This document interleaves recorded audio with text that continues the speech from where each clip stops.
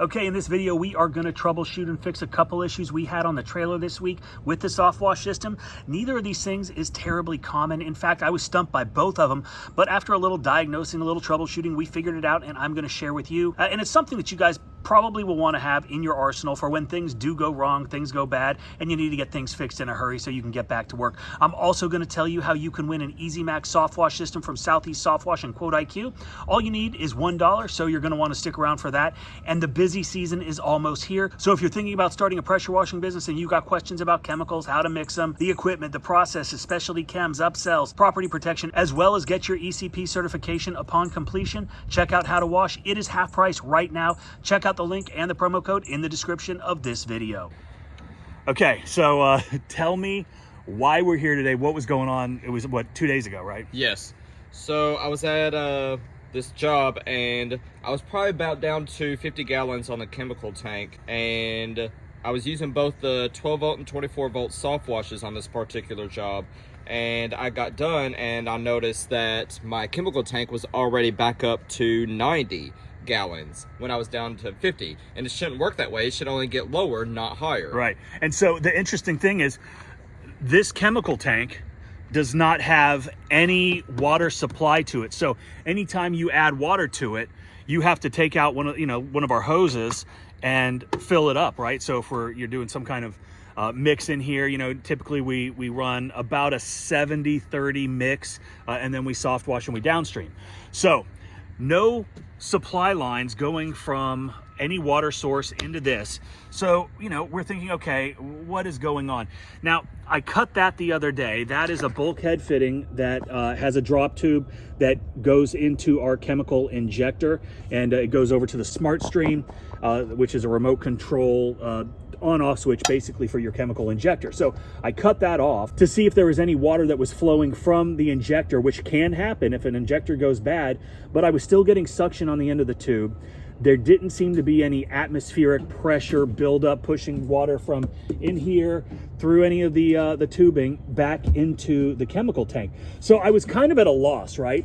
And so, Mac and I, we were troubleshooting, we were looking at a bunch of different things. And then I decided, okay, I'm going to give old Cody a call over at Southeast Softwash and just ask him. And immediately he says to me, it's the check valves. Now, all of our proportioners have check valves, right? And what check valves do is they prevent water, well, they only allow water to flow one way. So chemical, or this is the water, this is the chemical, and you can see there's an arrow.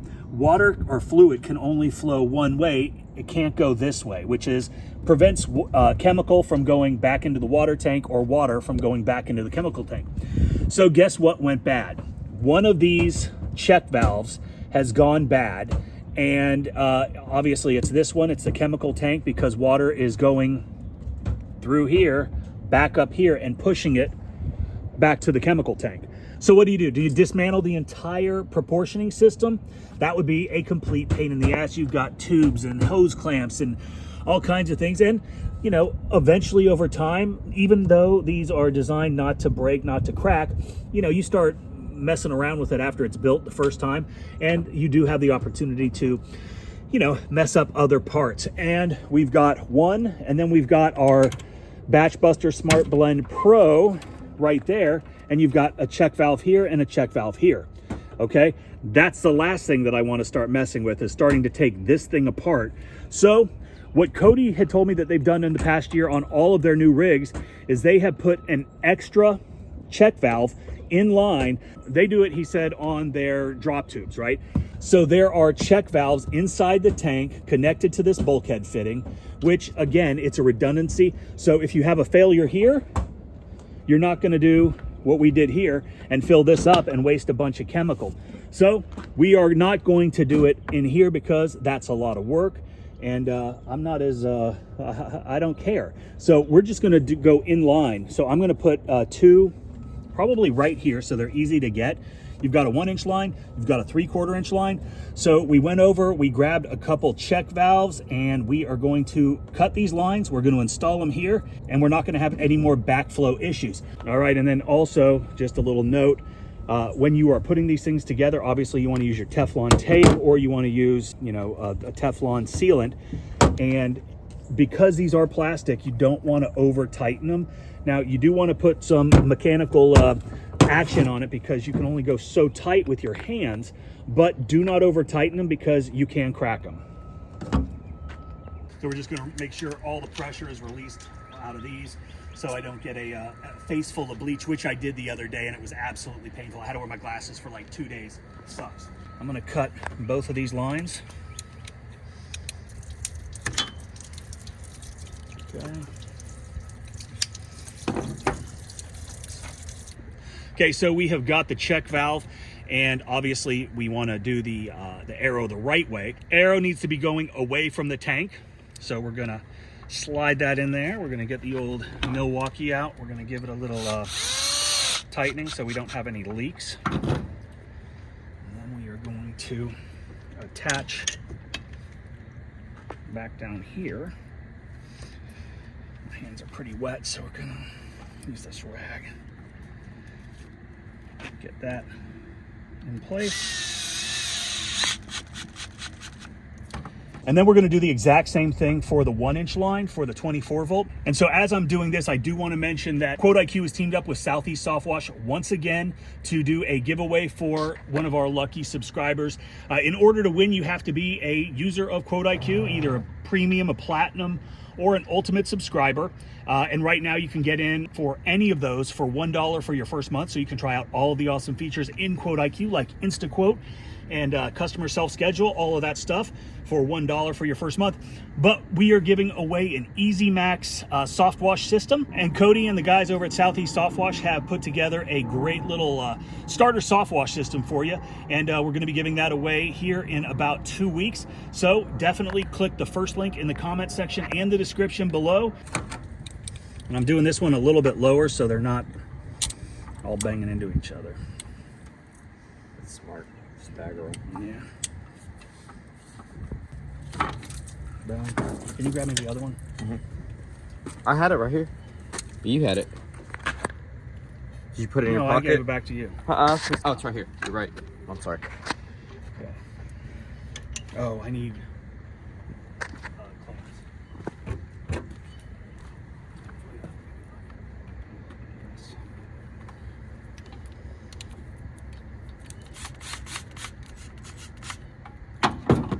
That should definitely not leak. Yeah, right.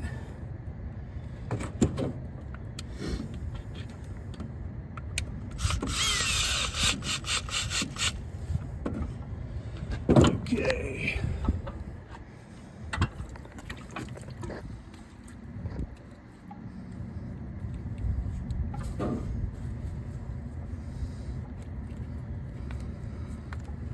Okay, so this is something else that's kind of interesting. You guys know what this is. This is a swivel. This is a high quality swivel. It's a super swivel. These come on all of the Real Deal hose reels, and it's really kind of primarily the one swivel that you really want to get. Anyway, these things, they are consumables. They do go bad. They last a long time, but when you're dealing with the harsh chemicals that we deal with, especially the bleach, they do go bad. And they've got the Zerk fitting, so you can prolong the life of them and whatever. But we were having an issue where this 12 volt pump was not pumping, right? We had a full charge on the battery. The pump was, it was on, it was going, but nothing was coming out of the end of the gun. So what we do is we troubleshoot, right? We start with the pump, we diagnose, what we can down there. Everything seemed to be functioning properly. Battery, everything, okay? So then we go through the hose, we go through the gun, maybe there's some sort of restriction somewhere. Finally, the last thing that I looked at was the swivel, because when I took this hose off, chemical was being pumped out at a rapid rate at about 7 gallons per minute, I think is what that pump pumps. Anyway, I was like, okay, so it was in fact the swivel, and this is something that I've never seen before. And so these pumps have got pressure switches on them, and the pressure switch, when that is activated, the pump stops pumping it. It stops it from overheating, so it just doesn't continually run. When you take your hand off the trigger, the pressure builds up in the line, the pump, the pressure switch is activated, the pump shuts off. Okay, so essentially what this was doing, this restriction in here, and I don't know if you can see that, but it is completely packed with I don't even know what. I took a flathead and was banging it, and nothing was really even budging. So I'm assuming it's just calcium buildup or salt buildup. It's rust, it's all kinds of things, but over time, and this is probably a year and a half old, 2 years old, it built up enough to where it completely restricted the flow. So it was acting as a trigger that was like open, not closed. So no pressure was allowed to get through this, which was causing the pump not to function properly. So just something to think about when you're troubleshooting. You have to diagnose the entire thing, right? Before you just, throw in the towel and say, oh, I need a new pump. The pump was fine, it was the swivel. So we had a new swivel, we put it on, and it's working properly. So just something for you. This is a good sign. This means spring is coming. So get ready. Hope you guys are crushing it. Get out there and get that money.